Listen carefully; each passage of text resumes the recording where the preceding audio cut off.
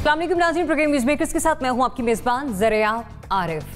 नाज़रीन, वज़ीर आज़म से फौरी इस्तीफ़े का मुतालबा, हुकूमत के खिलाफ लॉन्ग मार्च का ऐलान, अक्टूबर में जलसे और रैलियों का आगाज़ और 26 नुकाती करारदाद। ये है अपोजिशन की ऑल पार्टीज कॉन्फ्रेंस का सियासी अहवाल। लेकिन अगर हम इन सियासी शख्सियात के बयानात का जायजा लें जिनके कंधों पर इस APC का बोझ डाला गया, तो उन बयानात में अभी भी इख्तलाफ पाया जाता है। ऐसी अपोजिशन जो खुद किसी 1 पॉइंट एजेंडे पर अब तक मुत्तफिक ना हो सकी, क्या वो हुकूमत मुखालिफ तहरीक चलाने में संजीदा या मुत्तहिद दिखाई दे रही है? इस पर हमारे तज्ज़ियाकार राय क्या रखते हैं, ये उन्हीं से जान लेते हैं। फिर दूसरा ये कि बिलाखिर कराची वालों का सब्र टूट गया और कलेक्टर के खिलाफ अवामी समात में खूब खुलकर शिकवे और शिकायतें की गई। ताहम इन्हीं गिली शिकवों के दरमियान ताजरों की जानिब से बिजली की नई कंपनी बनाने की एक पेशकश भी सामने आई है। अब ये पेशकश हुकूमत के लिए किस हद तक मसले का हल है और किस हद तक इस पर अमल दरामद करवाना मुमकिन है, इस पर भी हम बात कर लेते हैं। लेकिन जहां ये एक अहम सवाल है, वहीं साथ ही साथ ये भी कि इलेक्ट्रिक ने तो कराची के अवाम का जीना दोभर किया ही, अब मुल्क के बाकी अवाम भी अपनी खैर मना ले, क्योंकि SNGPL का ये कहना है कि सर्दियों में अवाम को बमुश्किल ही खाना पकाने के लिए गैस दस्तयाब होगी। तो वैसे में सनतकारों और कारोबारी सरगर्मियों का तो अल्लाह ही हाफिज है। इस पर बात करने के लिए प्रोग्राम में हमारे साथ मौजूद होंगे हाफिज तज्ज़ियाकार नासिर बेग साहब, NBC, बहुत शुक्रिया प्रोग्राम में अपना वक्त देने के लिए। सीनियर तज्ज़ियाकार lieutenant general retired Abdul Shoaib साहब भी प्रोग्राम में हमारे साथ शामिल गुफ्तगू होंगे। जनरल साहब, thank for joining us. Senior तज्ज़ियाकार अब्दुल वक़ार अज़ीम साहब भी हमें ज्वाइन कर रहे हैं। अदर साहब, बहुत शुक्रिया अपना वक्त देने के लिए। एंकर पर्सन और तज्ज़ियाकार आयशा बख्श साहिबा भी आज के प्रोग्राम में हमारे साथ शामिल गुफ्तगू होंगी और तज्ज़ियाकार ज़ैगम खान साहब भी हमें ज्वाइन कर रहे हैं। तो सबसे पहले जान लेते हैं APC का अहवाल, जिस हवाले से हमने देखा कि गुज़िश्ता रोज़ एक करारदाद पेश की गई है और उसमें 26 पॉइंट्स ऐसे हैं जिसमें अपोजिशन की तमाम सियासी जमातों ने अपने पॉइंट्स को ऐड किया है। यह करारदाद क्या है, मौलाना फजल रहमान साहब ने पढ़कर सुनाई, जरा आप भी सुनिए। ऑल पार्टीज कॉन्फ्रेंस सेलेक्टेड वज़ीर आज़म इमरान अहमद नियाजी के फौरी इस्तीफे का मुतालबा कर मुत्तहिदा अपोजिशन मुल्कगीर एहतजाजी तहरीक के आगाज़ का ऐलान करती है। अक्टूबर 2020 के पहले मरहले में सिंध, बलोचिस्तान, खैबर पख्तूनख्वा और पंजाब में मुश्तरका जलसे मुनक़द और रैलियाँ निकाली जाएंगी। दिसंबर 2020 से दूसरे मरहले में बड़े एहतजाजी अवामी मुज़ाहरे होंगे। जनवरी 2021 में इस्लामाबाद की तरफ फैसला कुन लॉन्ग मार्च होगा। सेलेक्टेड हुकूमत की तब्दीली के लिए मुत्तहिदा हिज़्ब इख्तिलाफ तमाम जमहूरी और आईनी ऑप्शंस इस्तेमाल करेगी, जिसमें अदम एतमाद की तहरीक और मुनासिब वक्त पर असम्बलियों से इज्तिमाई इस्तीफ़ों का ऑप्शन शामिल है। तो ये करारदाद आपने सुनी जो कि मौलाना फजल रहमान साहब ने पढ़कर सुनाई। ये जो अपोजिशन का एक नया अलायंस है, इसे पाकिस्तान डेमोक्रेटिक मूवमेंट के नाम से अब इंट्रोड्यूस करवाया गया है सियासी जमातों की तरफ से। लेकिन सवाल हमारा यहाँ पर यह है कि इससे पहले भी ऑल पार्टीज कॉन्फ्रेंस होती रही है, कोई पहली APC नहीं थी। गो के इसमें नवाज शरीफ साहब ने, आसिफ अली जरदारी साहब शरीक हुए, तो इसने एक बड़ा रूप धार लिया। लेकिन जनरल साहब, ये फरमाइएगा, आप समझते हैं कि ये अपोजिशन जमातें हुकूमत के खिलाफ तहरीक चलाने में इस बार संजीदा है पहले की निस्बत? बिस्मिल्लाहिर्रहमानिर्रहीम। देखिए, संजीदा तो मैं नहीं समझता कि ये हैं। एक तो ये कि इनके सबके ऑब्जेक्टिव्स मुख्तलिफ हैं। मौलाना चाहते थे कि पहले दिन ही इस्तीफे दिए जाएं, लेकिन दूसरी पार्टियां इस पे बात नहीं मानती रही। बड़ी सीधी सी बात है, अगर हुकूमत को चलता करना है, नए इलेक्शन की तरफ जाना है, तो मुनासिब वक्त आएगा जब आप इस्तीफे देंगे। भाई आज दे दें आप, वो मुनासिब वक्त फिर कब आएगा? और वैसे ही उसमें कोई अर्जेंसी नजर नहीं आ रही। इन्होंने हर महीने की एक महीना करके तो तारीखें दे दी, आपको 2021 तक तो ले ही गए हैं। तो ये अगर सीरियस होते तो बड़ा सीधा सा इशू है कि आप असम्बलियों से इस्तीफे दे दें, फारिग हो जाएं, एक तरफ बैठ जाएं, तो वो असम्बलियां चल नहीं सकती। नेचुरली आपको असम्बलियां तोड़ के नए इलेक्शन करना होगा। उसमें शुबात हैं, ये सोचते होंगे कि एक इंटरिम गवर्नमेंट आएगी, बनेगी, उसका क्या होगा, क्या उसके आने से आपकी अकाउंटेबिलिटी तो नहीं तेज हो जाएगी? क्या उस हुकूमत का कल को कोई उसमें सुप्रीम कोर्ट इंटरवीन करे तो उसका टेन्योर तो नहीं बढ़ा दिया जाएगा? कई इश्यूज हैं जो कि इनको खौफ करते हैं, जिसकी वजह से ये वो रास्ता नहीं अडॉप्ट करते। लेकिन ये प्रेशर जरूर रहेगा, बयानबाजी होगी, बिल्कुल ठीक है, जलसे जुलूस भी होंगे, हो सकता है रैलीज भी ये निकालें। लेकिन मेरा नहीं ख्याल कि ये इससे ज्यादा कुछ और करना चाहते हैं। अगर करना होते तो बड़ी दफा मौके आए हैं जिन पे किया जा सकता था, और आज भी ये थोड़ी देर की बात है, आप इस्तीफे पकड़ा दें और खत्म हो जाती है। एनबीसी जनरल साहब ने दुरुस्त फरमाया, करना होता तो बहुत सारे मौके आए हैं, जैसे कि हमने चेयरमैन सेनेट के हवाले से भी देखा था, तहरीक अदम एतमाद का वोट, फिर ये अभी जिस तरह से 8 बिल पास हुए हैं। इस बार अगर इकट्ठ हो ही गया है तो संजीदगी के साथ हुआ है किसी भी किस्म की हुकूमत मुखालिफ तहरीक में? तो ये जो इकट्ठ है माहौल आपके, जी जी, ये बहुत पहले भी हो चुके हैं पाकिस्तान में बहुत ज्यादा, और कुछ बेतहाशा कामयाब हुए, इतने कामयाब हुए कि मुंतखब प्राइम मिनिस्टर को फांसी दे दी गई। इतने कामयाब हुए कि असम्बली दर असम्बली टूटती चली गई और सिविलियन को कुछ नहीं मिल पाया। गफूर साहब हाथ बनते रह गए, रहमत आजम फारूकी साहब ने अखबार बंद कर दिए अपने नाम पर बदनामी का दाग लेके, वो भी चले गए। फिर मौजूदा हुकूमत के बारे में भी कहा जाता है कि ये भी कुछ ऐसे लोगों का मजमुआ है, मलगूबा है, माजून मरकब है, जिनको मुख्तलिफ इलाकों से जमा किया गया है। मेरी एक और पॉइंट है, मेरा कहना ये कि एक सवाल का जवाब देते हुए बिलावल ने कहा कि ये IGI नहीं है, ये पूरी फिलॉसफी है कि ये IGI नहीं है, ये किसी की फंडिंग से नहीं आया है। और मैं IGI की फंडिंग पर ज्यादा बात नहीं करूंगा कि ये मुकदमा के कोर्ट के अंदर मौजूद है और इसमें नवाज शरीफ भी मुलजिम है और अजरा खान का इंतकाल हो गया बेचारे का, वो भी देखा है ना। बात ये है कि इतना बड़ा क्यों कन्वास हो गया इस APC का, थोड़ा इसको गौर करना चाहिए हमको। और मैं बहुत गौर करता रहा, PMLN तो कहती है कि 40 अपराध में बयान दिए, मैं नहीं मानता इस बात को। मेरा ख्याल है 25 से 30 लोग थे जो जियानी कैफियत में पाकिस्तान के तमाम टेलीविजन पर हमलावर हुए। उनका तकरीर नहीं करने देंगे। अरे भाई, बहुत सी पीसेज हुई, जमा साहब ने सही कहा, गुजर गई, उसको चलने देते। रात भर एक अजीब सा जुनून था कि तकरीर नहीं होगी, हमने PTA से भी कह दिया है, अपने कैमरा से भी कह दिया है। इसलिए आकर आपने ट्रैप में आकर कैमरा और PTA दोनों की खुदमुख्तारी का भी खात्मा कर दिया।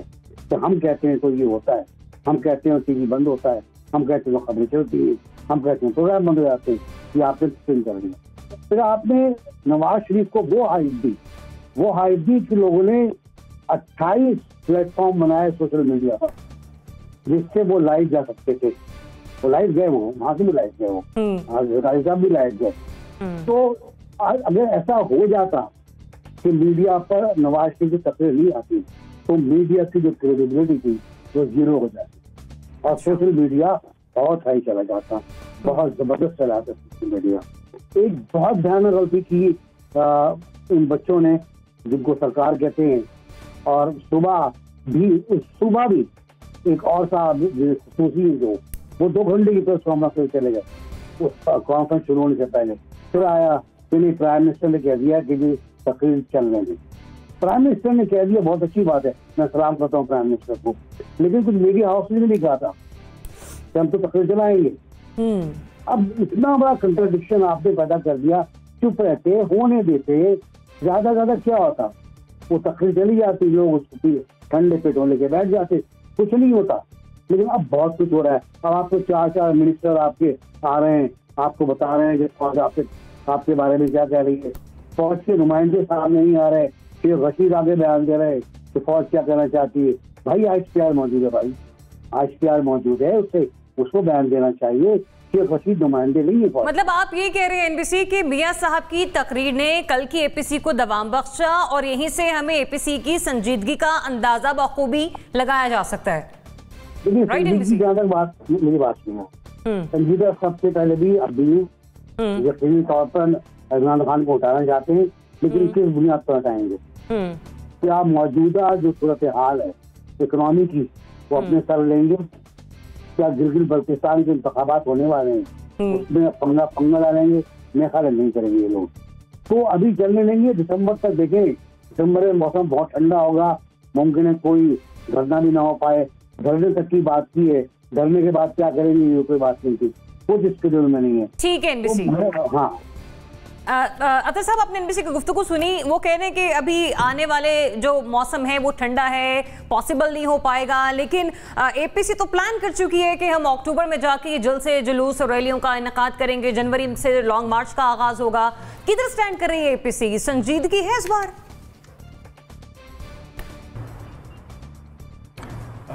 बिल्कुल सही कहा एनबीसी ने, लेकिन मौसम ठंडा है। उस ठंडे मौसम में आपके मुल्क में गैस भी नहीं मिलेगी, बिजली भी नहीं मिलेगी। लेकिन जो कल हुई है कॉन्फ्रेंस के क्या वो संजीदा हैं, इसमें 2 पॉइंट्स ऐसे थे। एक तो नवाज शरीफ की स्पीच और एक मौलाना फजलुर रहमान का जो एक प्रोटेस्ट था, और जिसके बाद जिस तरह से मनाया गया, फिर उनसे ही पूरा पढ़वाया गया सारी चीज़ें, जिसमें मौलाना अपनी एक डिमांड से बहुत पीछे हट गए, जो जिसका जिक्र जज साहब कर रहे थे कि अभी इस्तीफ़े नहीं देंगे, अभी हम बाकी सारे ऑप्शंस जो है वो यूज़ करेंगे, उसके बाद हम इस्तीफ़े देंगे। लेकिन इसमें बहुत सारी चीज़ें देखने वाली हैं। क्या हमारी सियासी जमातें, क्या पीपल्स पार्टी ने देखे ARD मूवमेंट और MRD मूवमेंट, इसमें सबसे बड़ा रोल पीपल्स पार्टी का था। क्या अब पीपल्स पार्टी किसी और पॉलिटिकल पार्टी को अपने कंधे पे ये रख के उन्हें इजाज़त दे देगी कि अब वो टेक ओवर कर लें? तो वो मेरा नहीं ख्याल। तो इसमें इख्तलाफात तो अभी रहेंगे। संजीदगी ज़रूर है, लेकिन इख्तलाफात बहुत सारे रहेंगे। दूसरा फिर ये है कि हमारी सियासी जमातें जो हैं, क्या इस मुल्क की हम हिस्ट्री को भूल जाते हैं? हमारे सियासी लोग ही तो फ़ौज को बुलाते हैं। हमारी अगर ये हुकूमतें और लोकल गवर्नमेंट सही काम करें तो फ़ौज आके नहरें ना साफ़ करे, वो आके नाले साफ़ ना करे, वो इंक्रोचमेंट ना हटाएं। तो इसलिए ब्लेम देना जो है वो मेरा ख्याल है चाहती है पहले तो अपने आप को देखें। और इसमें एक चीज़ मैं कहूँगा प्राइम मिनिस्टर से, आने वाले जो 3 महीने इन्होंने दिए हैं, इसमें प्राइम मिनिस्टर को भी बहुत कुछ करना पड़ेगा। उनसे रिक्वेस्ट है कि अपने वज़रा से, अपने एडवाइज़र से, ये जो बयानबाजी दे रहे थे कि पैमरा ने ये नहीं करेगा, पैमरा को हम ऐसे नहीं करने देंगे, अब उसका टाइम नहीं है, अब इन्हें कुछ करके दिखाना है। क्योंकि जो उन्होंने कहा है कि जी हम कोशिश करेंगे अपने साथ वकीलों को मिलाने की, ताजरों को मिलाने के लिए, स्टूडेंट्स को मिलाने के लिए, सिविल सोसाइटी को मिलाने के लिए, तो देखें ये, और मीडिया को मिलाने के लिए, इसमें वो किस हद तक कामयाब होते हैं, इसका बहुत ज़्यादा जवाब जो है वो प्राइम मिनिस्टर को देना पड़ेगा। क्योंकि क्या 3 महीने में प्राइम मिनिस्टर महंगाई कम कर लेंगे? क्या हालात बेहतर कर लेंगे? क्या वो अपने एडवाइज़र और स्पोक पर्सन को सही रास्ते पे ले आएंगे? तो मेरा ख्याल है ये सारी चीज़ें जो हैं वो भी बहुत ज़रूरी हैं।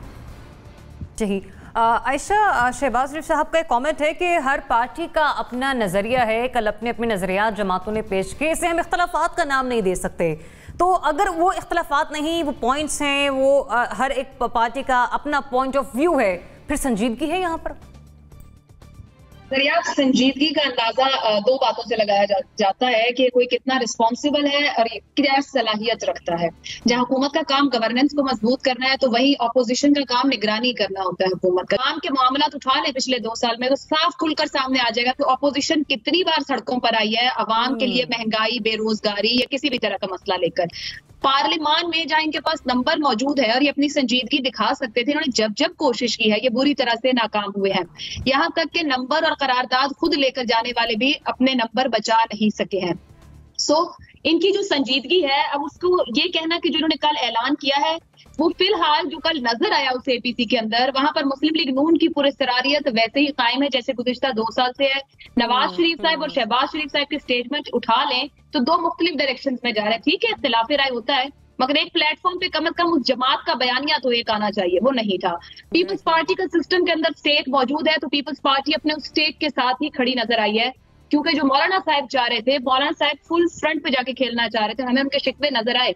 तो तीनों जो बड़ी जमातें या तीनों वो लोग जो मेन लीड करना चाह रहे हैं, इसको लेके चलना चाह रहे हैं एहतजाज को, वो उसी जगह मौजूद है। कल जब बैठे हैं, गुज़िश्ता 6-8 माह या 1 साल पहले जब मौलाना सड़कों पर आए थे, उस वक्त जो पोजीशन थी इन जमातों की। अब जो नवाज शरीफ साहब ने तकरीर की और सब कुछ कहा और बड़े इनकलाबी बने हैं कल की तकरीर में, अगर थोड़ा पीछे जाएं तो ये नवाज शरीफ साहब अपनी इब्तिदा की 2 दहाइयों की सियासत में जमहूरी नहीं थे, वो मिसाक़े जमहूरियत के बाद जमहूरी हुए। गुज़िश्ता दौर में वो जमहूरी से नजरियाती हो गए। अब अगर गुज़िश्ता रोज की तकरीर की बात की जाए, वो इनकलाबी होना चाह रहे हैं और वो बात करते हैं कि जमहूरी पार्लिमानी निज़ाम को बचाएंगे, तो जिन जमातों में जमहूरी पार्लिमानी निज़ाम मौजूद नहीं है, जहां जमातों में जमहूरियत नहीं है, वो इस मुल्क में जमहूरियत की बात कैसे करेंगे? तो ये सारे का सारा जो नई कट नहीं कहूंगी, एनबीसी कहते बैठक हुई है जो कल वहां पर संजीदगी का अंदाजा इस बात से लगाया जा सकता है कि इन सबका जो अपना स्टेक है, ये जो खुद पर प्रेशर है, फिर उसको रिलीज करने की कोशिश है।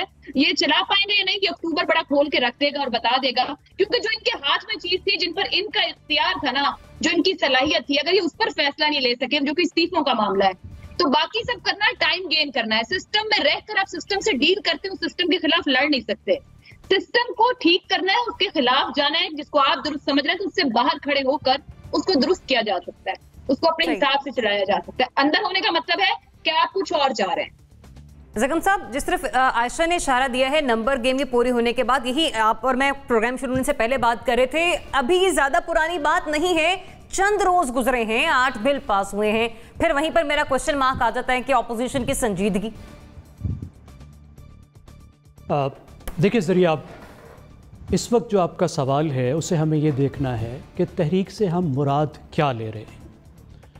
जो अपोजिशन की नाकामियां हैं पार्लियामेंट के अंदर, पार्लियामेंट की परफॉर्मेंस के हवाले से, पॉलिसी बेस्ड अपोजिशन के हवाले से, वो अपनी जगह। इस वक्त हम गुफ्तगू कर रहे हैं अपोजिशन और हुकूमत के दरमियान में जो डायनामिक्स है, और अपोजिशन ने एक अलायंस बनाया है और हुकूमत को टफ टाइम देने का तहैया किया है। तो क्या ये काम करेगी या नहीं करेगी, क्या ये तहरीक की तरफ जाएगी या नहीं जाएगी? देखिए, अगर हमारी मुराद एक ऐसी मुल्कगीर तहरीक है जिसके नतीजे में पूरा मुल्क मफलूज हो जाता है और हुकूमत गिर जाती है, खुदा करे कि ऐसा वक्त ना आए और हुकूमत को उससे पहले अकल आ जाए। मेरा नहीं ख्याल कि अपोजिशन इस वक्त उस तरफ जाना चाहती है, क्योंकि और अपोजिशन का उस पर बहुत ज़्यादा इख्तियार होता भी नहीं है। कुछ समाजी हालात होते हैं, मुल्क के हालात होते हैं, लोग तंग आए होते हैं, जिसके नतीजे में इस तरह की तहरीक बहुत हद तक स्पॉन्टेनियस अंदाज में चल पड़ती है। पाकिस्तान के हालात बहुत हद तक ऐसे हैं कि लोग तंग आमद बजंग आमद की शक्ल में बाहर निकल सकते हैं, लेकिन ऐसी तहरीकों का ना पहले मुल्क को फ़ायदा हुआ है और ना अभी हो सकता है। अगर इस अपोजिशन के अलायंस का मतलब पब्लिक मोबिलाइजेशन है, लोगों को बाहर निकालना है, एक अच्छी अपोजिशन हुकूमत को देना है, तो मेरे ख्याल में उस लिहाज से तो एक पॉजिटिव बात है। और ये वाज़े तौर पर लग रहा है कि अपोजिशन को अभी उसमें काफ़ी कामयाबी मिली है। सबसे पहले उनका इकट्ठे होना, 11 जमातों का एक अलायंस बना लेना ढीला डाला, ये भी 2 साल की एक बहुत बड़ी कामयाबी है। क्योंकि आप ये देखिए कि इस वक्त एक ऐसी हुकूमत है जो अपोजिशन को एक लेजिटिमेट पॉलिटिकल स्टेक होल्डर तस्लीम ही नहीं करती, जो उसको गद्दार गर्दानती है, जो समझती है कि अवाम ने सिर्फ उसे मैंडेट दिया है, अपोजिशन के पास कोई मैंडेट ही नहीं है, जिसको वो अपोजिशन में भी जिसको वो पार्लियामेंट में भी रोनती है, पार्लियामेंट से बाहर भी रोती है। ये आप याद रखिए कि पीटीआई जो हुकूमत में है उसके पास सिर्फ 32% वोट हैं। ये अपोजिशन जो हुकूमत से बाहर है इसके पास 68% वोट हैं। तकरीबन 70% हिमायत इस अपोजिशन को हासिल है, और उनकी ज़िम्मेदारी है कि अवाम के जज्बात को, उनके मसाइल को, उनकी नीड्स को वो आर्टिकुलेट करें। एक बहुत बड़ी कामयाबी आप ये जहन में रखिए, ये जो हुआ मीटिंग, इससे पहले ही जो पहली एपीसी हुई जो वुकला ने की, वो एक बहुत बड़ी कामयाबी है। इस एपीसी से भी बड़ी कामयाबी है, क्योंकि वुकला, पाकिस्तान के वुकला की जो सबसे बड़ी बॉडी है, वो अपोजिशन के साथ खड़ी हो गई। मतलब आप ये कह रहे हैं कि इन सियासी जमातों ने अब रियासत के दीगर डिपार्टमेंट्स को भी अपने साथ मर्ज करना शुरू। मेरे ख्याल कमिंग टू यू जनरल साहब। जी बिल्कुल, मैं समझता हूँ कि अपोजिशन, ये जो बहुत अच्छा वक्त हुकूमत ने गुजारा है जिसमें वो सिर्फ अपोजिशन का रगड़ा लगा रही थी, वो अच्छा वक्त अब ख़त्म होने को है। अब हुकूमत को टफ टाइम मिलेगा, लेकिन मुझे ख़तरा ये है कि पहले 2 साल में जब उनके पास मुकम्मल मौका था कि वो गवर्नेंस पर तवज्जो दे, उस वक्त भी उनकी तवज्जो मुकम्मल तौर पर अपोजिशन पर रही। और इस वक्त जब अपोजिशन सामने आके फाइट कर रही होगी तो फिर तो मुझे लगता है कि हुकूमत कुछ और नहीं करेगी सिवाय इसके एक अपोजिशन से झगड़ा करे, क्योंकि इमरान खान फाइटर हैं, वो सिर्फ अपोजिशन से ही फाइट करते रहेंगे बाकी टाइम में। चले एनबीसी, आप मुझे इजाजत दें, मैं जनरल साहब को पॉइंट ऐड कर लूं, फिर मैं आपकी तरफ आ रही हूं, आपकी इजाजत के साथ। जनरल साहब देखिए दरिया, बात यह है कि अगर ये हुकूमत गिरती है तो ये अपनी गलतियों, अपनी खराबियों, जो इनके अपने अंदर मसाइल हैं उसकी वजह से गिर सकती है, बाहर से इनको खतरा नहीं है। जो 68% वोट की बात ज़ैदम साहब कर रहे हैं वो वोट हैं, लेकिन इन्होंने ये वोट सब ने अपने अपने मकासद के लिए रखे हुए हैं, जिनमें पीपल्स पार्टी को अपना बचा करके रखना है, बाकी पार्टियों ने भी अपने अपने मकसद के लिए। अवाम का तो उसमें जिक्र नहीं है। ये जो 68% की आप बात कर रहे हैं वो बेमानी है, क्योंकि पार्टी के अपने लीडर्स जो हैं उनके मकासद हैं जिनको वो प्रोटेक्ट कर रहे हैं। वो वोटिंग पावर जो है या उनको जो वोट मिले हैं वो अथॉरिटी इस्तेमाल कर रहे हैं। पीपल्स पार्टी सिंध में मौजूद है, खुश है, ठीक है, क्योंकि उनके केसेस वहां पे हैं, उनको केसेस से बचने के लिए वहां हुकूमत चाहिए। इसी तरह नून लीग में 2 थॉट्स हैं जो मियां साहब ने बात की। मियां साहब पिछली 2 दहाइयों से हुकूमत पाकिस्तान और फौज के खिलाफ लगातार एक बगावत का रवैया इख्तियार के बैठे और साजिशें करते रहे हैं। ये चीज जो उनकी, ये सारी पार्टी नहीं मानती, और ये बहुत दफा डेमोन्स्ट्रेट हो चुका है कि जब ये वोटिंग का मसला है, चेयरमैन का वोट है, कुछ इनके अपने लोगों ने। ठीक है चलो साहब, पॉइंट आगे, फिर हम दोबारा से डिबेट को उसी तरफ लेकर जा रहे हैं, नंबर गेम के मामलात की तरफ है कि अंदर क्या है। ठीक है, एनबीसी एडियो कमेंट क्विकली, फिर मैं ताकि सेगमेंट कंक्लूड कर सकूं। देखिए जी, इस्तीफे की बात हुई, इस्तीफे कभी नहीं आए पार्लियामेंट में आज तक, इज्तिमाई इस्तीफे कभी नहीं आए, इनफरादी आते गए। एक बार पीटीआई ने इकट्ठे दे दिए थे, वो इस अंडरस्टैंडिंग पे दिए थे कि मंजूर नहीं होंगे, और उसका टीए पीटीआई ने पूरा वसूल किया है। दूसरी बात, ये नंबर गेम्स की बात, बिलावल ने जुमला कहा कि हम नंबर गेम देखकर हमलावर होंगे, मतलब ये उनके जहन में। तीसरी बात अलायंस की, ये अलायंस नहीं है, इत्तेहाद नहीं है, ये इंतखाबी इत्तेहाद नहीं है, ये एक मकसद के लिए हुकूमत के खिलाफ तहरीक चलाने के, उस मकसद के लिए, वरना हर पार्टी अलग अलग है, हर पार्टी अपना अपने तौर पर इंतखाब में हिस्सा लेगी, मुमकिन है एक दूसरे के खिलाफ इंतखाब में जाएं लोग, ये भी इम्कान है। तो इसको ये ना समझें हम कि कोई एक पार्टी, एक कन्फेडरेशन, एक फेडरेशन, एक ग्रुप बन गया है जिसका नाम पीडीएम है। पीडीएम कोई सियासी पार्टी नहीं है। और तीसरी बात ये, बिल्कुल जनरल साहब ने सही कहा, मैं बार बार ये कहता हूँ कि पीटीआई अपने पैरों पर कुल्हाड़ी खुद मारना शुरू कर चुकी है।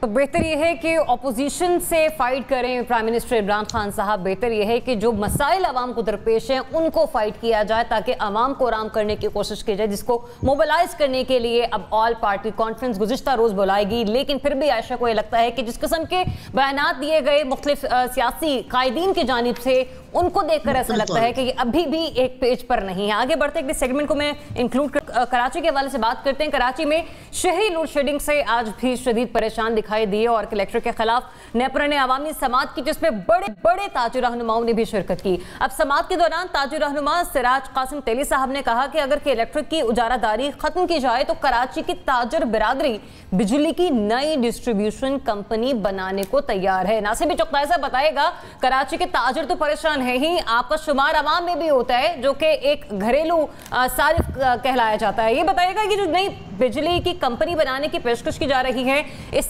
कारोबारी तबके की तरफ से गवर्नमेंट को ये पेशकश कबूल कर लेनी चाहिए। पहली बात तो ये, नेपरा के चेयरमैन का जो रवैया था उस पर सख्त मोतरज़ हूँ, मुझे सख्त एतराज़ है। वो एक आमिर की तरह यहाँ पर आए थे, जैसे गुलामों से बात करने आए हों। जो उनका अंदाज था, इसको बाहर निकाल दो, इसको बाहर निकाल दो, इसे कमरे से निकाल दो। साज कासिम तेली ने उनको चैलेंज किया तो उस पर बुरा मान गए कि जो मेरी मुखालफत करेगा उसको कमरे से बाहर निकाल दूंगा। हंगामा हो गया, इतना हंगामा हुआ कि सस्पेंड करनी पड़ी कचहरी। फिर 20 मिनट के बाद खुद ठोरियों में हाथ डाल के ताजरों के वापस लाया गया, वरना ताजिर चले गए थे, क्योंकि नेपरा के चेयरमैन वाज़ेह तौर पर केई की हिमायत कर रहे थे, उसकी दरबारी कर रहे, कासालेसी कर रहे थे उसकी, और ये बता रहे थे कि मुमकिन नहीं है। क्यों मुमकिन नहीं है भाई?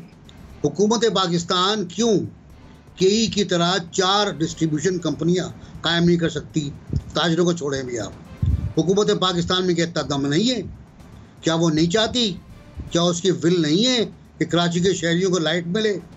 अगर कराची के शहरियों को लाइट नहीं मिलती, पावर नहीं मिलती, तो नुकसान भी वफाक का है। वफाक का ही नुकसान है। रेवेन्यू में कमी आएगी, टैक्सेस में कमी आएगी, प्रोडक्शन में कमी आएगी, एक्सपोर्ट में कमी आएगी। अभी निकाल लें FBR के आप डॉक्यूमेंट्स कि कराची ने कितना टैक्स दिया है। जोड़िया बाजार में जहाँ लाइट नहीं होती, अरबों रुपए का टैक्स गया है वहाँ से। पूरी बाजार की भी सूरत हाल यही है। FBR चेक कर अंदाजा हो जाएगा। तो नेपरा के चेयरमैन ने बहुत गलत किया। उनको या तो नहीं आना चाहिए था, ना आए वो, ना आए, छोड़ दें कराची को इसकी हालत के ऊपर। जहाँ तक ताजरों की बात है, सियालकोट के ताजरों ने बड़ी बेहतरीन मिसालें कायम की हैं। अपना एयरपोर्ट बनाया है, अपनी छोटी सी एयरलाइन बनाई है, अपना कारोबार। अपने तो सरकार पे एतमाद नहीं था उनको, उन्होंने किया। बिजली कभी भी अपने बना लेंगे तो कराची के ताजिर भी कर सकते हैं, लेकिन वो क्यों करें? सवाल ये है। गैस, बिजली, पानी सब सरकार की जिम्मेदारी है, सब हुकूमत की जिम्मेदारी है। और मुझे लगता है कि आने वाले वक्त में गैस भी नहीं होगी, बिजली भी नहीं होगा, पानी भी नहीं होगी। ना अहली है हुकूमत की। हुकूमत ने प्लानिंग नहीं की, एडवांस प्लानिंग नहीं की। हम कहते हैं ना फूड सिक्योरिटी, हमने गैस सिक्योरिटी नहीं की। फूड तो छोड़ दें। मतलब आप ही कह रहे हैं कि गवर्नमेंट ये पेशकश को कबूल करने में मतलब उसकी विल नजर नहीं आती है, वरना आज चेयरमैन नेपरा का ये रवैया ना होता। चेयरमैन नेपरा बहुत संजीदगी से बात करते हैं। जी बताएं आप किस तरह करना है, क्या करना है। ठीक, उन्होंने कह दिया कि जी आप तो भाग जाओगे, आप तो नहीं करोगे, तो जाहिर है फिर ताजिर होता है। मतलब जब बिल नहीं है तो फिर पेशकश क्या कबूल करनी है। अतर साहब, NBC ने दुरुस्त फरमाया कि अगर चेयरमैन नेपरा चाहते तो वो तजवीज़ सुन सकते थे। उनका एटीट्यूड ये बता रहा था कि शायद वो इस तजवीज़ को, पेशकश को कबूल ही नहीं करना चाहते। गवर्नमेंट क्या करना चाहिए उसी इस पेशकश को कबूल? देखिए, गवर्नमेंट के अगर आप बयान देखें, असद उमर ने कुछ दिन पहले कहा था कि अब टाइम आ गया है कि अब हम KE को टेक ओवर कर लें। जी जी जी। तो क्या गवर्नमेंट संजीदा है? मेरा नहीं ख्याल गवर्नमेंट संजीदा है इसमें, क्योंकि नेपरा का जो एक्ट है उसके तहत KE जो है 2023 तक वो KE देखेगी कराची के हालात। और जहाँ तक बात की नासिर चुगताई साहब ने, वहाँ इतनी बदतमीज़ी थी उस इजलास में जो मैंने मालूम की लोगों से। 2-3 बार तो कुछ लोगों को उन्होंने कमरे से भी बाहर निकाला। अब आपका इस टैक्स में सबसे ज़्यादा टैक्स जो है कराची की सनत से गया है। आप अगर सनतकारों के साथ ये रवैया इख्तियार करेंगे तो फिर जवाब में आपको क्या मिलेगा? उन्होंने कहा कि आप हमें इजाज़त दे दें, हम कुछ इंडस्ट्रीज, कुछ बिजनेसमैन मिल के एक कंपनी बना लेते हैं। उस पर मेरा सिर्फ एक ज़ाती वो है कि क्या वो बिजली सस्ती प्रोवाइड कर देंगे, क्या उनके लिए ये पॉसिबल है? तो ये सब चीज़ें देखनी हैं। और देखिए, इसमें बहुत सारी चीज़ें स्टेक पे हैं। इसमें एबराज 4 साल से केस चल रहा है, 4-5 साल से, कि जब तक आप पे नहीं करेंगे उस वक्त तक ये फैसला नहीं हो सकेगा। वो पे नहीं करेंगे तो ये फैसला होगा नहीं। इसी तरह शंघाई कंपनी का अलग चल रहा है। तो फेडरल गवर्नमेंट जो है वो रिस्पॉन्सिबल है इन चीज़ों की। देखें, कराची में लोगों को पता है उनका क्या हालत है। अभी भी 6 से 10 घंटे की लोड शेडिंग हो रही है और डेली हो रही है। तो इस तरह से फिर वो, और फिर अभी तो बात हो रही है कि ताजरों ने कहा हम एक कंपनी कर लेते हैं। फिर ये है कि ऐसी ऐसी छोटी और 10 कंपनियाँ और बन जाएँ, फिर कौन चलाएगा, कौन देखेगा? फेडरल गवर्नमेंट तो एक कंपनी को नहीं देख सक रही, वो नहीं सही तरह चला सक रही। तो मेरा ख्याल है इसमें फेडरल गवर्नमेंट को बहुत सीरियसली देखना चाहिए। इस शेयर के ऊपर थोड़ा रहम करें। यहाँ से टैक्स भी लेते हैं, सब कुछ करते हैं, तो इन चीज़ों को भी ज़रूर देखें, क्योंकि जब तक फेडरल गवर्नमेंट नहीं कुछ करेगी, यहाँ के हालात मतलब आप ही कह रहे हैं साहब कि पेशकश कबूल कर लेनी चाहिए। वो अलग बात है कि फेडरल गवर्नमेंट का रवैया ये बता रहा है कि वैसा करना नहीं चाह रहे। राइट है साहब? हाँ, लेकिन उसमें ये कि अगर कबूल करेंगे तो क्या गारंटी है कि वो नहीं, अगर कबूल भी कर लेंगे तो क्या गारंटी है वो जो कंपनी बनेगी वो सस्ते रेट पे बिजली प्रोवाइड कर देगी? और जो यहाँ के मसाइल हैं, जो यहाँ के मसाइल हैं, क्या वो हल हो जाएंगे? ठीक है। आयशा, कहाँ पे स्टैंड करें कराची वालों के मसाइल? जाना चाहिए गवर्नमेंट को इस तजवीज़ की तरफ, इसको कबूल करने की तरफ? दरियाब, ये जिस अवामी समात का जिक्र कर रहे हैं, जो आपने भी अपने इंट्रो के अंदर जिसके ऊपर बात की है, ये अवामी समात थी। अंदाजा करें कि वहां पर स्टेक होल्डर्स मौजूद थे सर। अवाम यानी कि जो कंज्यूमर है, जो पे कर रहा है सर्विस के लिए, लेकिन अवाम को कोई सुनने को तैयार नहीं है। जितनी खफगी, जितनी तलखी वहां पर हुई, सियासी स्टेक होल्डर्स भी बैठे हुए थे। इससे अंदाजा किया जा सकता है कि इदारे और हुकूमतें अवाम के स्टेक पर सियासत कर रहे हैं। अवाम तरजीह नहीं है, अपने अपने मफादात। मगर ये जो मामला आते हैं, क्योंकि हम एक सर्विसेज दौर में हैं, हुकूमतों को प्रिएम्प्ट करना होता है कि आप जो सर्विस देने जा रहे हैं वो किन लोगों को देने जा रहे हैं। आपके पास जो कंज्यूमर मौजूद है, जब वो पे कर रहा है तो आप उसको किस तरह की सहूलत देंगे। कराची के लिए बहुत बात की जाती है, कहा जाता है, अभी हालिया दिनों में हमारे सामने टैक्स आया जो कराची से दिया गया है किटी के अंदर, गवर्नमेंट के अंदर। मतलब उसके बावजूद अगर कराची से बिजनेसमैन पैसा उठाकर बाहर ले जाए, उसके बावजूद के लोग कराची में इन्वेस्ट करते हुए डरे, उसके बावजूद के आम शहरी जो बिजनेस इन्वेस्ट नहीं कर रहा, सिर्फ वहां पे नौकरी कर रहा है और रह रहा है, उसके घर के अंदर ये बिजली के महकमे की वजह से जो नुकसानात हो जाएं, कोई पे करने नहीं जाता है। तो ये खुद हुकूमत के सोचने की बात थी। हालिया जो हमारी मरदमशुमारी हुई उसके बाद खासतौर पे कि कराची के मसाइल को अब हल करने की जरूरत है। हमें एक नहीं, एक से कहीं ज्यादा कंपनीज की जरूरत है। तो उसके ऊपर ये हुकूमतों का काम है कि बैठे, सर्विसेज सेक्टर को इन्वॉल्व करें। हम एक नहीं 4 कंपनीज लाएंगे, उसके पैरामीटर सेट किए जाएं कि बिजली का रेट क्या होगा, हम प्राइवेटली लाएंगे तो ये फैसिलिटेशन देंगे। यही तो काम होते हैं हुकूमतों के, गवर्न करना ही तो काम है। सर्विसेज सेक्टर को सपोर्ट करें गवर्नमेंट, लोग तो पैसे देंगे, बिजली लेंगे, जितनी जरूरत होगी वो करेंगे, तभी तो आपका बिजनेस सेक्टर इवॉल्व होगा, इन्वेस्टमेंट आएगी, आपका एक्सपोर्ट बढ़ेगा। लेकिन अगर डराया जाएगा कि हम 2023 तक बैठे हैं, हम नहीं होंगे तो कौन कैसे देगा, मतलब आप अवाम को फैसिलिटेट करने की बजाय अवाम पर प्रेशर डाल रहे हैं। आप सोचिए कि हुकूमत का काम बिजली देना है, लेकिन यहाँ पे और कितनी तरह की तरफ अवाम जाना शुरू कर देती है अपने लॉस के साथ। क्या जो लोग बाहर से बिजली लेके या दूसरी तरह की चीजों पे चले जाते हैं, आपको जनरेटर्स हैं, यूपीएस हैं, सोलर सिस्टम्स हैं, अब लोग जा रहे हैं ना दूसरी चीजों पर। तो हमारी तो हुकूमतें अवाम को खुद से फेल कर रही हैं। हुकूमतों की सियासत अवाम के स्टेट पर हो रही है। बेसिक नीड्स को तो कम से कम माफ कर दिया जाए, और ये खुद हुकूमत का इनिशिएटिव होना चाहिए। तो खुद ताजिर बरादरी एक अच्छा कदम उठा रही है, पहल कर रही है, और ऐसे बहुत से हमारे पास बिल्कुल। अगर ताजिर बरादरी यहाँ पर पहल कर रही है तो हुकूमत को चाहिए कि वहां पर अपना ताउन फराहम करे, मुकम्मल सपोर्ट दे इस बिजनेस कम्युनिटी को। जनरल साहब, देखिए, मैं समझता हूं कि ये बिजनेस कम्युनिटी की तरफ से एक अच्छी ऑफर है या एक अच्छा इनिशिएटिव है। ऑफर तो तब होती जब वो पूरे इसका एक जायजा लेके एक फिजिबिलिटी रिपोर्ट तैयार करके तो वो देते। गवर्नमेंट को उनको इनकरेज करना चाहिए। बात यह है कि जब आपको रिपोर्ट, फिजिबिलिटी रिपोर्ट बनेगी, तो ये बिजनेस कम्युनिटी है, ये महंगी बिजली देने की तरफ खुद ही नहीं सोच सकते, क्योंकि इन्होंने तो खुद इस्तेमाल करनी है अपनी इंडस्ट्रीज में बिजली। सो नेचुरली इनके लिए इनका इंटरेस्ट होगा कि इसके रेट्स मुनासिब हों, ताकि ये उनको उनकी कॉस्ट ऑफ प्रोडक्शन जो है प्रोडक्ट्स की वो कंट्रोल रह सके, वो ना बढ़े। फिर आ जाती है बात ये कि जब अगर ये डील बनता है तो गवर्नमेंट के सामने जो प्रपोजल जाएगी उसमें गवर्नमेंट के इश्यूज भी रिजॉल्व करने हैं। उसमें वो लीगल साइड है जो कि प्रपोजल में दी जाएगी कि इसमें जो लीगल इम्प्लीकेशंस हैं हम कैसे रिजॉल्व करेंगे। फिर इसके एसेट्स हैं और लायबिलिटीज हैं। एसेट्स मौजूद हैं, लेकिन लायबिलिटीज इस कंपनी की कितनी है वो भी उन्होंने खुद उठानी होगी, क्योंकि ये कंपनी सारी एसेट और लायबिलिटीज के साथ ट्रांसफर होगी। तो इन हालात में जब एक कॉम्प्रिहेंसिव फिजिबिलिटी बनेगी जिसमें ये सारी प्रपोजल और चीजें दी होंगी, तो फिर गवर्नमेंट देख के बता सकती है कि ये काबिल कबूल है चीज या नहीं है। तो अब इसमें ये एक कॉम्प्रिहेंसिव फाइनेंशियल रिपोर्ट भी बनेगी, इसके लायबिलिटीज को कवर करने की भी बनेगी बात, उसमें दिया जाएगा लीगल एस्पेक्ट्स के जिनके पास आज कंपनी है उनको कैसे सेटल किया जाएगा। ये सारी चीजें प्रपोजल का हिस्सा होंगी और गवर्नमेंट इवैल्यूएट करके फिर इसको बता सकेगी कि ये प्रपोजल उनको एक्सेप्टेबल है या नहीं। मेरा अपना अंदाजा है कि बिजनेस कम्युनिटी के अपने बिजनेस की वजह से इन चीजों की बहुत अच्छी सेंस रखती है, और इनमें से कई लोग हैं जिनकी आईपीज हैं, जिन्होंने प्राइवेट पावर प्रोजेक्ट्स लगाए हुए हैं। लिहाजा मेरा अपना अंदाजा है कि वो बहुत अच्छी रिपोर्ट बना के देंगे जो फीजिबल भी होगी और काबिल कबूल भी होगी।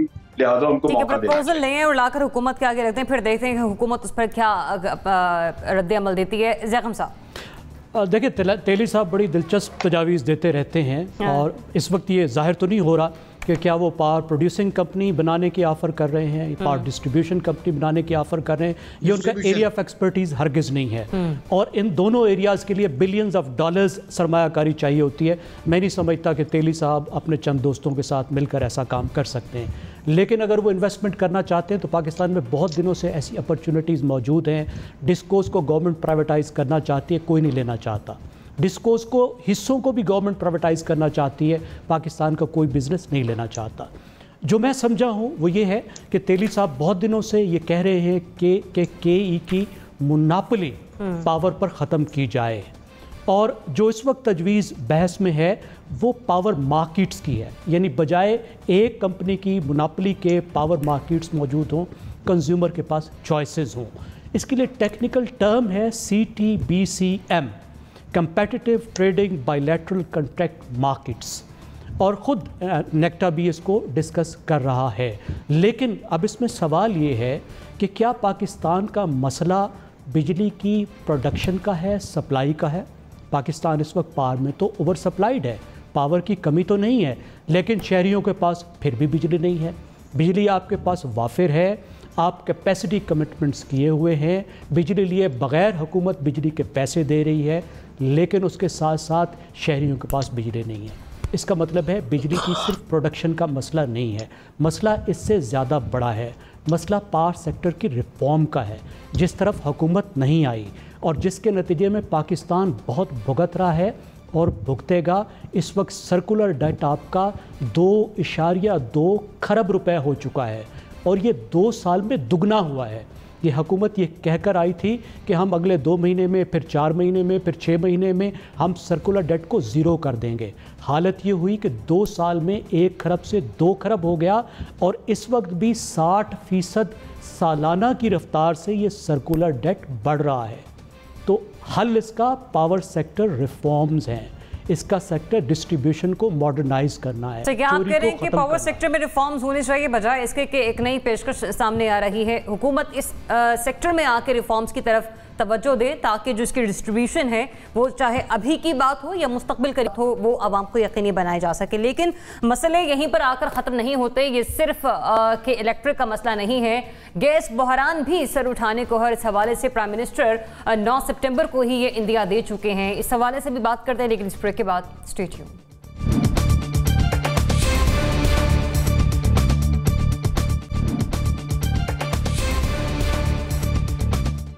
Welcome back. नाज़रीन, इंतहाई अफसोस के साथ आपको बताना पड़ रहा है कि SNGPL ने गैस की किल्लत के हवाले से खबरदार कर दिया है और कहा है कि मौसम सरमा में सिर्फ खाना पकाने के लिए गैस फराहम की जाएगी। अब मौसम सरमा के दौरान गैस की डिमांड और सप्लाई में फ़र्क हमने हमेशा से देखा है कि खासा बढ़ जाता है, इसलिए सनती शोबे को लोड शेडिंग का सामना बड़े बुरे तरीके से करना पड़ता है। और कोरोना के बाद हमने देख लिया कि हमारी जो इंडस्ट्री है वो कहाँ पर स्टैंड करे। और इससे पहले जब हम सेगमेंट में बात कर रहे थे तो हम कराची के हवाले से, वहाँ की इंडस्ट्री के हवाले से बात कर रहे थे कि वहाँ पर किस हद तक उन्हें नुकसान का सामना है। लेकिन ये जो बता देना है, क्या यही सिर्फ काफ़ी है? बजाय इसके कि बताया जाए कि आने वाला वक्त बुरा है, हुकूमत इस बात की तैयारी करे कि उसे उस बहरान को कंट्रोल कैसे करना है।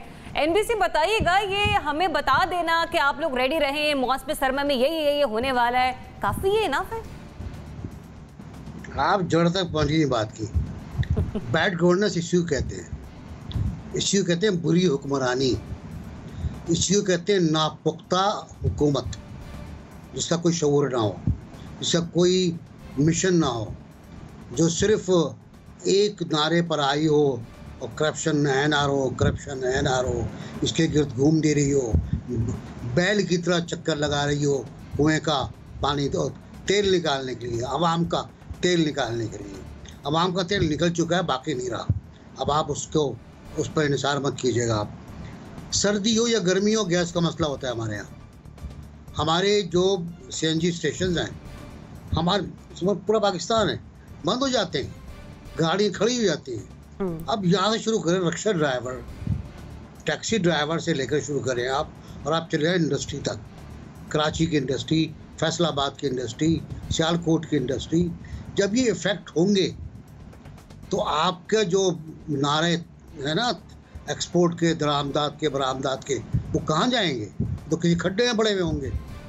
बात ये है कि आपने प्लान कुछ नहीं किया, आपने जो सिस्टम, जो एग्रीमेंट पाइपलाइन में थे वो पूरे नहीं किए।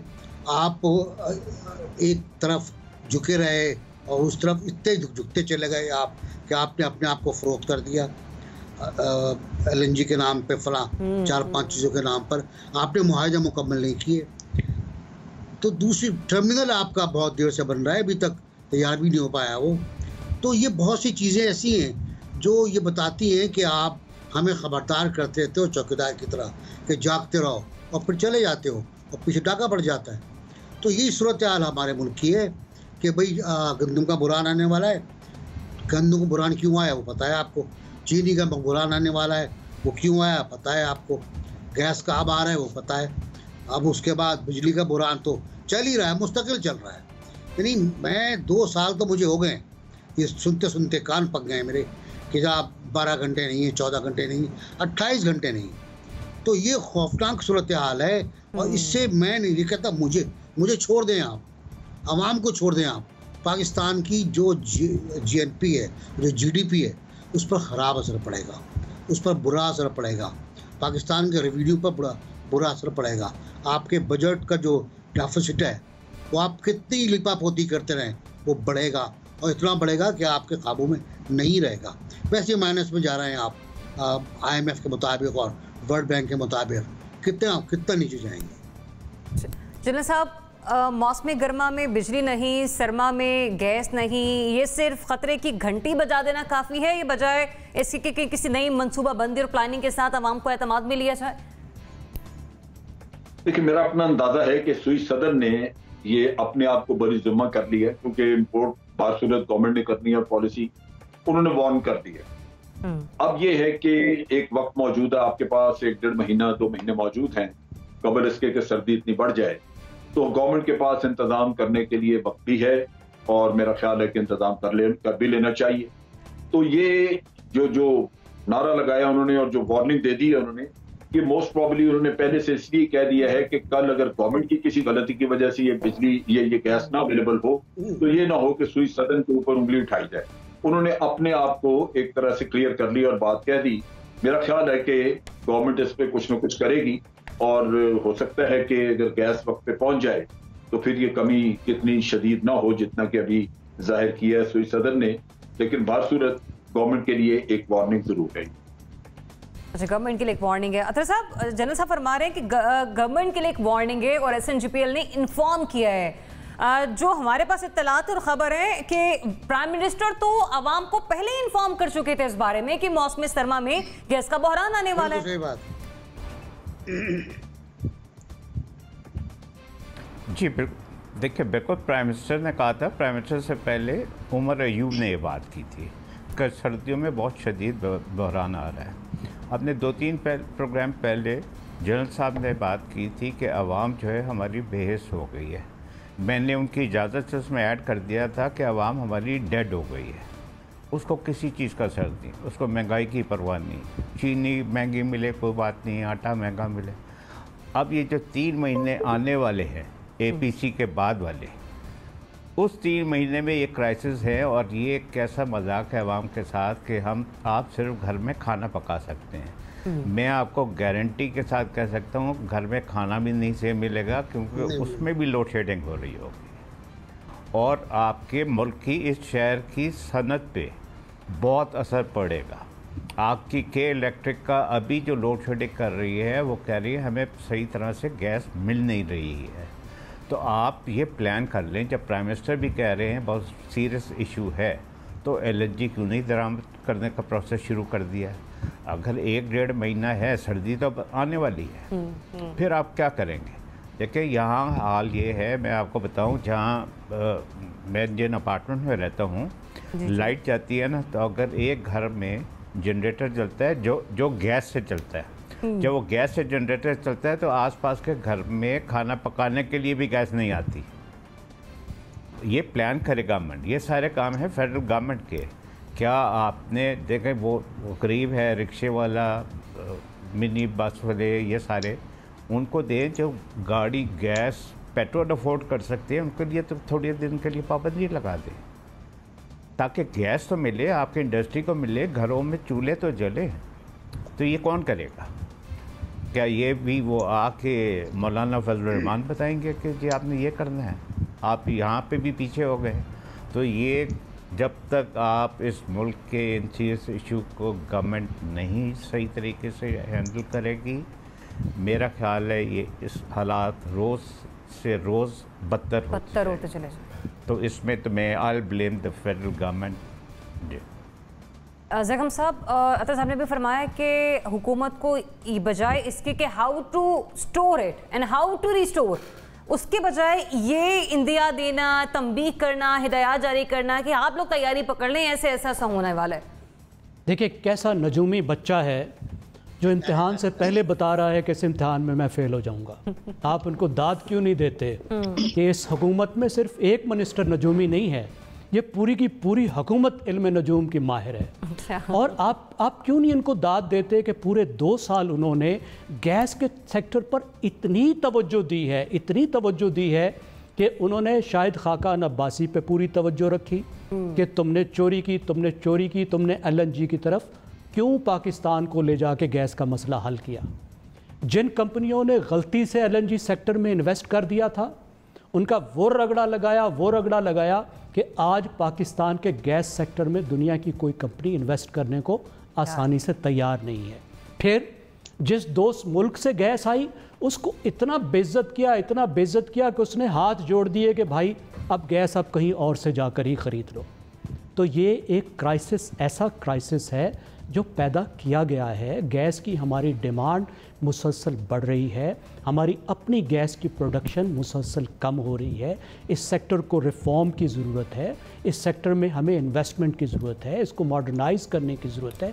जब आप कुछ भी नहीं करेंगे और 2 साल इस तरह से गुजर जाएंगे तो फिर यही होगा ना, क्राइसिस तो आएगा। और मैं नहीं समझता कि 2 महीने के अंदर अंदर इनमें इतनी हिम्मत है कि वो इस मसले को हल कर लेंगे, क्योंकि ये थोड़ा सा स्लो मूविंग सेक्टर है। इसमें बहुत सी चीज़ों की कैपेसिटीज़ आपको बनानी पड़ती हैं, बहुत से आपको सौदे करने पड़ते हैं, बिडिंग करनी पड़ती है। पिछले कोरोना के सीज़न के दरमियान में आपके पास बहुत बड़ी अपॉर्चुनिटीज़ थी कि आप स्ट्रेटेजिक मुआहदे करके आप कोड़ी के मोल पेट्रोल बुक करा सकते थे, आप गैस बुक करा सकते थे, आप अच्छे मुआहदे फॉरवर्ड कर सकते थे, लेकिन वो तो आपने नहीं की, क्योंकि ब्यूरोक्रेट्स का भी इतना रगड़ा लगा इस मामले में कि कोई पागल होगा जो इस तरह के मुआहदे में हाथ डाल के अपनी आकबत को ख्वार करेगा। तो बिल्कुल NBC ने ठीक कहा कि ये गवर्नेंस का क्राइसिस है।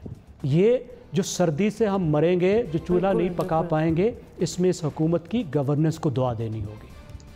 आयशा, दरिया बिल्कुल मैं मुत्तफिक हूँ जो बाकी मेहमान कह रहे हैं, फेलियर ऑफ गवर्नेंस है। और जैसे हमने ऊपर बिजली के मामले पर भी बात की है, ये हुकूमत तो आई बड़े बड़े दावों और वादों के साथ थी कि हम ऐसे ठीक कर देंगे, वो ठीक कर देंगे, ये ठीक कर देंगे, मगर नजर क्या आ रहा है? मतलब है गैस का बुहरान पहली बात नहीं, मगर अब बताना शुरू कर दिया इदारों ने, क्या इसको मिलेगी उसको नहीं मिलेगी। अगले साल कहेंगे इस मौसम में मिलेगी, उस मौसम में नहीं मिलेगी, उसके बाद कहेंगे दिन के इन चंद घंटों में मिलेगी। तो सवाल यह है कि यह हुकूमतें, फिर वही बात है कि अपने सियासी मफादात, स्टेक्स और अपनी ईगोज को लेकर अवाम को कुर्बानी का बकरा बना रही है। अवाम ने सोशल कॉन्ट्रैक्ट किया है, वोट दिया है, हुकूमत बना दी है। आपकी जिम्मेदारी है कि जो वादा और दावा करके आए हैं आप उसके ऊपर क्या डिलीवर करेंगे। और जिस तरीके से निजाम को चलाया जा रहा है, ये अभी बिजली का मसला, गैस का मसला कुछ बेहतरी की तरफ नहीं जा रहा है। हर गुजरते दिन हर मामला पहले से ज्यादा गंभीर होता जा रहा है। अवाम के लिए सहूलत खत्म होती जा रही है। मतलब पैगाम दे दिया गया कि जागते रहना, साढ़े तन रहने वाला हिसाब है कि आप जानो आपकी जिम्मेदारी, बिजली नहीं आती तो कोई और हल ढूंढ लो, वो न मिले तो तीसरा ढूंढ लो, चौथा ढूंढ लो, जिसकी जेब में कर ले, जिसमें नहीं वो भूखा मर जाए। ये निजाम को इस तरह चलाया जा रहा है। बताने की क्या जरूरत है? हर बंदा शायद हुकूमत को पता चलने से पहले उसको पता चल जाता है कि मेरे घर चूल्हे में गैस आएगी या नहीं आएगी। तो मुकम्मल तौर पर हुकूमतें कुछ और काम में लगी हुई हैं।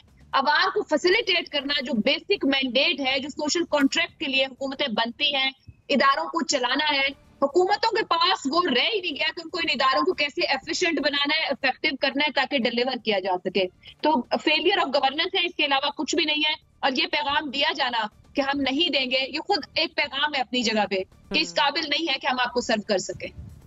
तो मुख्तसर ये कि आटा बहरान, चीनी बहरान, पेट्रोल बहरान, बिजली बहरान और अब पेश खिदमत है गैस बहरान। बजाय इसके कि हुकूमत इसका हल निकाले, मनसूबाबंदी करे, स्टोर करे, जिस तरह से अतर साहब ने भी तजवीज़ की, आने वाले दिनों में मौसम सरमा में किस तरह से जो सनती सेक्टर है उसको प्रोवाइड करनी है और घरेलू सार्फिन को किस तरह से कितना कोटा प्रोवाइड करना है, हुकूमत इस तरफ तवज्जो दे। लेकिन मुख्तसर ये भी कि ये बैड गवर्नेंस की आला मिसाल है जो कि हुकूमत कायम कर रही है। इजाज़त दीजिए, अल्लाह हाफ़िज़।